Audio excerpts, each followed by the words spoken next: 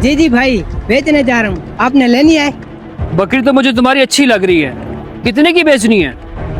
भाई माशाल्लाह बकरी मेरी अच्छी है, लेकिन मैं 20,000 से कम नहीं बेचूंगा। भाई आपकी बात ठीक है, लेकिन जितने आप पैसे मांग रहे हो इतनी की बकरी नहीं है। मैं इसके आपको 12,000 पे दूंगा।